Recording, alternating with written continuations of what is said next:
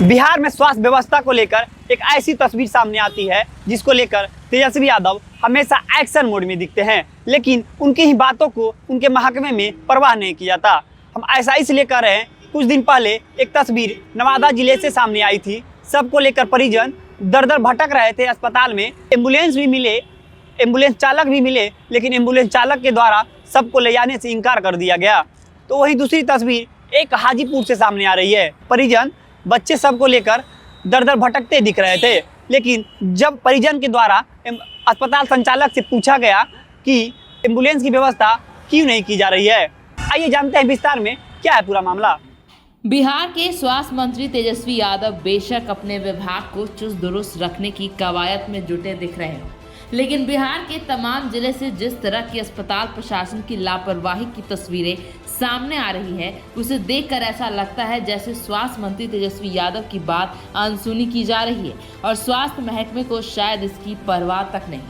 हम अभी आपको बिहार के 2 जिलों की ऐसी तस्वीरें दिखाएंगे जिसे आप देखकर हैरान हो जाएंगे। तस्वीरों में साफ तौर पर नजर आ रहा है कि किस तरह से अस्पताल प्रशासन की ओर से लापरवाही बरती जा रही है। सबसे पहले हम आपको वैशाली जिले की खबर बताएंगे, उसके बाद आपको ले चलेंगे नवादा जिला।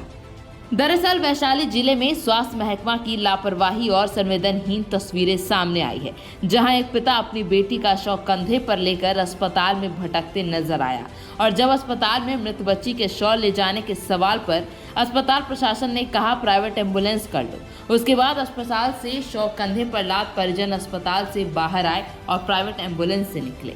हाजीपुर में सरकारी अस्पताल में संवेदनहीनता और लापरवाही की तस्वीर को देख तो कम से कम यही माना जाएगा कि मासूम बच्ची के शव को लेकर एक पिता घंटों अस्पताल में चक्कर काटता रहा, लेकिन सरकारी तंत्र से एक अदद शव वाहन उपलब्ध न हो सका। मासूम बच्ची के शव को कंधे पर टांग पिता अस्पताल के कोने से दूसरे कोने तक एक अदद एम्बुलेंस का गाड़ी के लिए मदद मांगता रहा, लेकिन स्वास्थ्य विभाग के कर्मचारियों ने बच्चे की मौत के बाद अपना पल्ला झाड़ लिया। हद तो तब हो गई जब पिता को प्राइवेट एम्बुलेंस से चले जाने को कह दिया।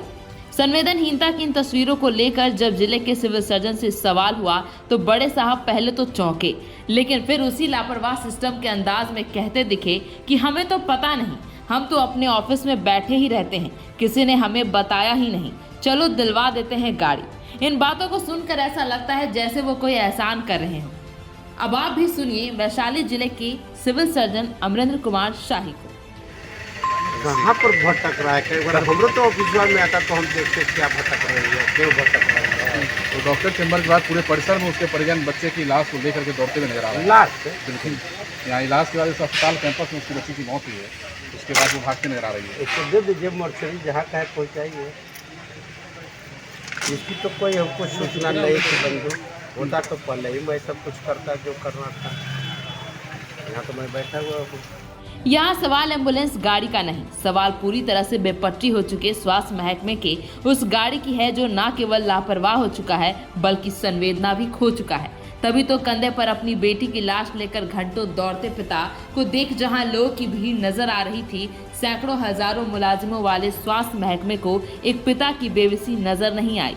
दरअसल राजापाकर थाना क्षेत्र के बहुआरा गांव के रहने वाले अभिषेक सिंह के 8 साल की मासूम बच्ची को घर में टीवी देखने के दौरान जहरीले सांप काट लेने के बाद इलाज के लिए अस्पताल लेकर पहुंचे थे परिजन।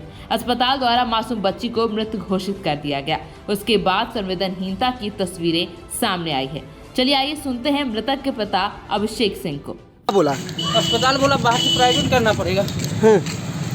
आप मांगे थे एम्बुलेंस? मांगा बोला है जैसे हॉस्पिटल नहीं है, बाहर से प्राइवेट करना पड़ेगा। क्या हुआ है बच्चा को? सांप काट लिया। कितना देर पहले?